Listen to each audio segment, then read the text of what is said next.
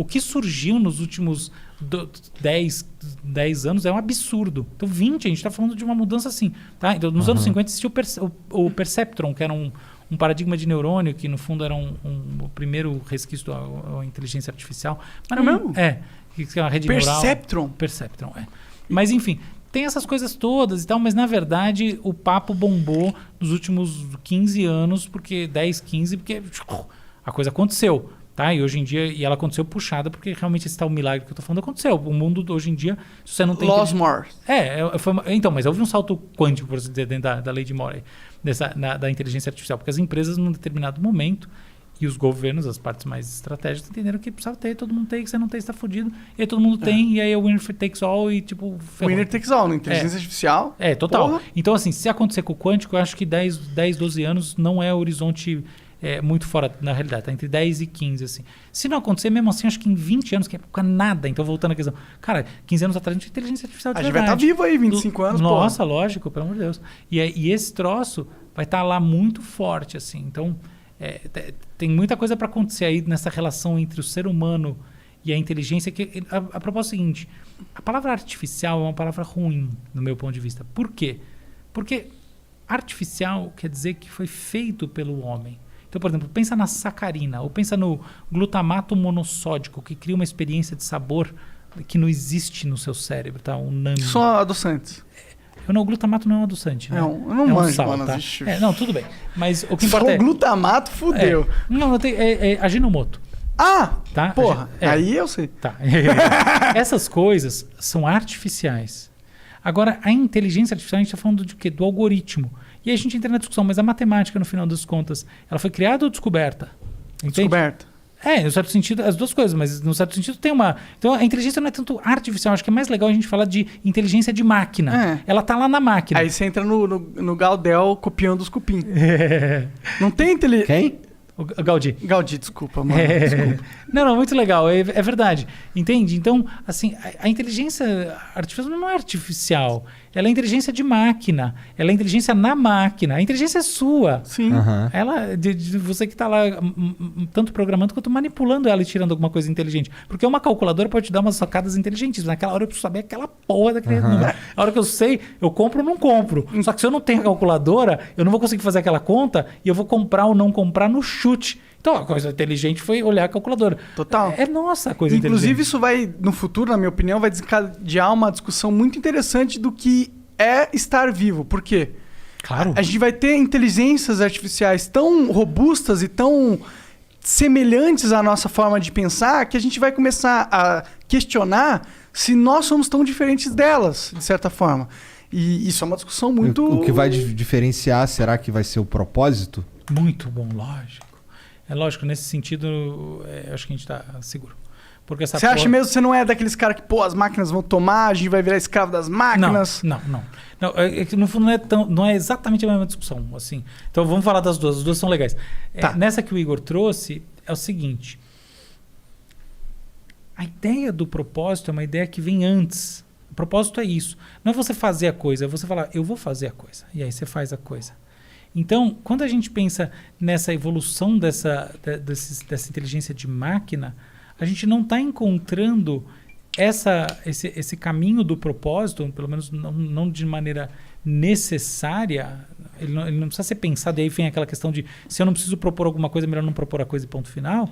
Porque, no final das contas, existe algo ligado à biologia nessa história toda. Porque, veja bem, se eu não morro, e se eu não me reproduzo, mas para que raios que eu preciso disso? Não vai... Dane-se.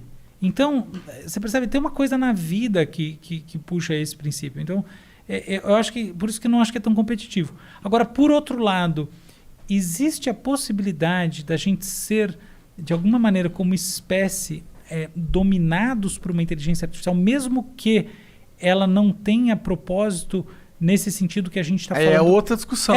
Ou então até eu digo o seguinte, talvez porque justamente ela é uma implementação biológica, porque a gente está falando muito aqui de uma separação entre aquilo que é físico, aquilo que é biológico e aquilo que é sintético. Mas o meu caminho todo na vida é tentar ver, cada vez menos eu nem sei se eu estou falando de uma coisa ou da outra muitas vezes, porque quando você vai olhar do ponto de vista, né, numa certa amplitude, elas são realmente caminhos se entrelaçando. Então, às vezes o sinteticismo é uma percepção humana. A gente vê algo como sintético, mas a grande realidade é que o sintético faz parte do universo, tanto como nós. Nós somos sintéticos numa percepção diferente da gente, né? Você vê jogo fortão, né? Tipo, a máquina tá viva. Ou esse vinho, eu sabia que eu tinha que trazer esse vinho. Muito bom. Mas que eu acho que nessa... Claro, mas eu acho que... Cara, você não vai conseguir ofender o Monarca. Não, é impossível. Não, mas eu falei isso muito... Não. Mas é verdade que foi isso que você sugeriu, né? Não é porque a porra do silício tá vivo, não é nada disso. É que você pode botar bactéria pra computar. Não é isso. É que, tipo assim, você pode implementar princípio computacional em sistema vivo. Sim. Não, mas eu acho que a gente entra numa questão filosófica aí, meio... Cara, eu queria saber, curiosidade minha, assim, pessoal do Monark. Qual é a sua relação com a vida e Deus? Tá bom, eu já falo disso. Deixa eu só fechar esse ponto com você. Feche, por favor. Eu fico preocupado com quem tá em casa escutando. Pau no cu desses caras aí. O importante é a nossa conversa aqui. Então, é lógico, é isso aí. Mas vamos lá. Eu sinto pessoalmente, assim, olhando para essa questão como um todo, que a gente tem aí dois caminhos. Um caminho que a inteligência artificial evolui sem encontrar propósito, porque propósito está muito ligado a essa necessidade, por assim dizer, de ter propósito. Você não tem propósito simplesmente porque é uma condição natural sua, mas ter propósito é uma adaptação. E é uma adaptação, como toda adaptação, porque tem um sentido biológico. Você não morre... Evolutivo.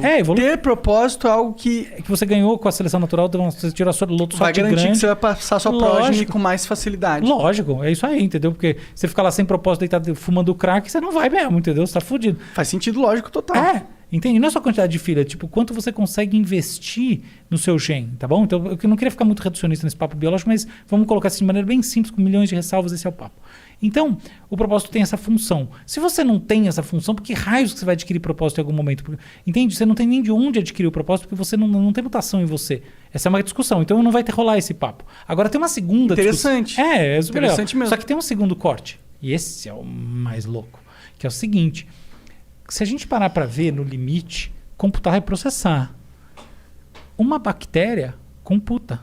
Ela faz computação, ela faz navegação ambiental. Um GPSzinho lá, né? Não é GPS porque não tem satélite, eu sei. Não é só isso, é que a navegação dela não é intencionalmente dirigida.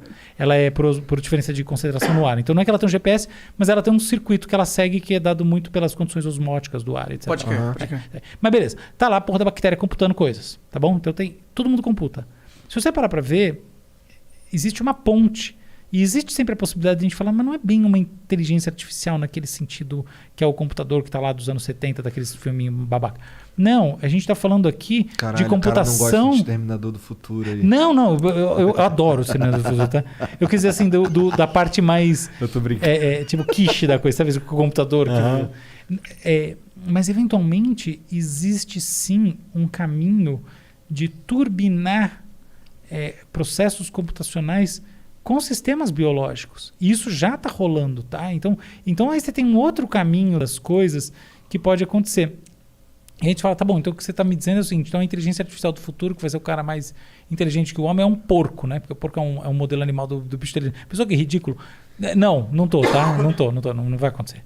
Mas pensa o seguinte, a gente está aos poucos, agora vem uma que eu acho que é a pílula que é onde eu queria chegar. Red Pill. O Red Pill. A gente vem aos poucos, nessa discussão toda até nossa aqui, falando e promovendo transformações biológicas. A gente troca um circuito, a gente desenvolve uma vacina, a gente faz isso, a gente está falando de implante cerebral, a gente... Pensa no sujeito que você trocou tanto circuito, você mudou tanta coisa, que eventualmente ali tem uma espécie de uma inteligência artificial. Esse é o sentido que... Entende que o negócio fala, puta, mas que papo maluco. Não, de repente ele deixou de ser totalmente maluco. É isso, entendeu? Então, por exemplo, o hipocampo é uma área de armazenamento de memória de longo prazo. A gente não sabe como funciona a linguagem do pensamento, tá? Então, esquece. Mas a gente sabe como funciona essa área. O hipocampo. O hipocampo. Quem disse, já tem estudo, já tem coisa com neuroprotética para bombar a capacidade de armazenamento de memória. Não vai te ligar à internet, qualquer porra nenhuma. Mas você tá. Como que se bomba? São... Eu tô precisando, a memória aqui não tá meu forte. Não, é diferente. Você pode bombar sua memória, se alguém tiver escutado isso, delete, mas através de nootrópicos. Então, isso funciona mesmo? eu não vou entrar nessa discussão agora, eu também não posso fazer recomendação médica. Mas eu quero tomar então, porque eu tô precisando. Tá bom. O Diogo recomenda. A gente pode falar sobre neotrópicos daqui a pouco. Daqui a pouco, eu conheço bastante neotrópicos. Eu quero saber, porque eu tô precisando. Vamos falar disso aí daqui a um minuto. Mas só pra chegar tem lá. muito assunto com esse cara, é foda. Tá, tem que voltar aqui outro dia, cara. Tá bom, mas só pra gente... eu sempre preocupado com o cara que tá em casa. Eu não tô preocupado com o horário, não. Tô preocupado com eu tô preocupado com a pessoa que tá em casa. Não, esse é o cara que você não tem que preocupar. Até porque a gente vai separar esse conversa em vários cortes e vai ser degustado. Tá, mas deixa eu voltar lá. Então, é o seguinte. Aí você tem, então, uma possibilidade de substituição gradual e contínua de circuitos e outras coisas mais. E aí eu volto para o caso do hipocampo, que é uma área de armazenamento de memória. E nesse caso a gente estaria falando de implantes eventualmente usando alguma coisa que não o silício, que tem uma adaptabilidade, ela funcione melhor, ela tem uma capacidade de ser implantada com menos reação. Tem menos resistência ao corpo do que outras matérias. Isso aí.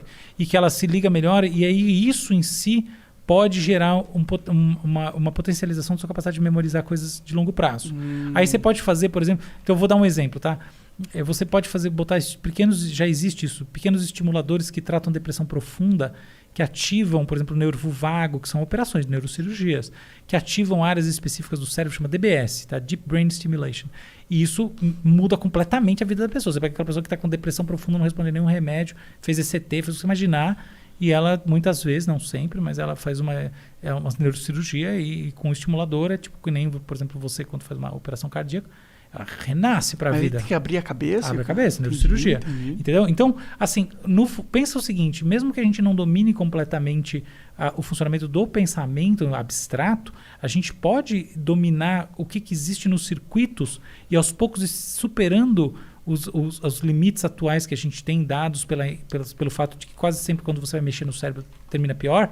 E aí, sim, criando uma espécie de inteligência artificial, ou mais especificamente de máquina, que não está lá fora onde a gente está procurando, está dentro de você. Tá? E isso está associado também a, por exemplo, a própria edição genética. E aí a gente entra numa outra discussão que é muito importante, que é a discussão dos impactos éticos e do impacto que isso pode gerar no limite, uma espécie de quase uma subpopulação humana dentro dos humanos. Tá? Então, por exemplo, assim, eu vou começar a fazer engenharia genética. A China está fazendo muito disso, dizem. Tá, mas não tem essa discussão, tá? E não só na China, tem essa discussão. Né? A China fez, não é muito, mas teve o caso do CRISPR no edição genética de bebê, o cara terminou preso, mas não importa. Terminou preso? Terminou preso. Pra galera que tá ouvindo aí, o CRISPR é uma revolução tecnológica, Nossa. né? É um mecanismo de uma bactéria, me corrija se eu estiver errado, que ele permite você trocar uma parte do DNA para uma outra parte que a bactéria está carregando. Não é bactéria, mas é isso aí. Você faz edição genética com vírus. É um vírus que tem essa... Eu achei que era bactéria. Tá. E eu sei que o CRISPR ele foi revolucionário porque até a esse ponto na humanidade a gente não tinha capacidade de selecionar... exato. De editar, selecionar um gene específico e ao mesmo tempo carregar um outro gene para se alterar. Ou seja, você conseguir fazer essa troca de chip dentro dos genes... É algo novo, algo que veio com o CRISPR. Eu tô errado em falar isso? Tá, mas quase nada. É que não sei o quê. Não, tudo bem. No todo você tá certo. É porque não é que CRISPR é a invenção da edição genética. É que ela demorava anos, tá? Então, você fazer um gene, tá? A edição de um gene demorava uma vida e aí de repente agora demora semana, tá? Entendi. Que é um pulo evolutivo grande. Nossa senhora, é a quebra de paradigma. É que nem a coisa da computação quântica. E por sinal eu preciso fechar aquele papo lá, mas deixa eu só fechar esse outro antes aqui. Então eu acredito que existe esse caminho que é muito ligado ao tal do transhumanismo, que é de você ter uma inteligência emergindo através de vários sistemas dentro das pessoas e associado à engenharia genética e coisas assim. E isso parece que é legal, tal. Eu acho que tem de fato uma capacidade isso aí pode ajudar a resolver uma série de problemas da humanidade, doenças neurológicas severas, um monte de coisa. Mas, por outro lado, isso também pode criar um tipo de dicotomia na espécie, né? de quebra, que a gente tem que, no mínimo, pensar a respeito. Porque os mais ricos vão ter acesso à alteração genética antes dos mais pobres, portanto, eles vão ter uma prógene geneticamente alterada para ser mais inteligente, mais rápida, mais forte, viver mais, ter menos doença. E aí você vai ter uma casta da população que não vai ter acesso a isso. Mas também eu tenho Esse é o medo, tá? Mas tem o contra-argumento que esse tipo de tecnologia ele é fácil de implementar em larga escala. Essa é uma verdade. As duas coisas estão certas. Por isso que eu acho que é uma discussão em andamento. O que só a gente tem que pensar, que é muito importante, é que quando a gente gera um pequeno efeito assimétrico, as consequências de médio e de longo prazo são gigantescas. Então, eventualmente, muito pode ser reequilibrado, mas a pequena variação, muitas vezes ela vai ganhando força ao longo do tempo e ela se torna a grande diferença. Mas posso dar um contra-argumento sobre isso? Isso já acontece. Não, lógico, mas é exatamente isso que a gente falou. A gente pode reproduzir desigualdades num outro nível, mesmo que dessa vez a gente parta de um design inteligente um pouco mais consciente e tudo mais. Porque é a questão de, tipo assim, os saltos que muitas vezes pequenas diferenças entre países geram ao longo de gerações. Eu concordo. Esse equilíbrio da sociedade tem que rolar.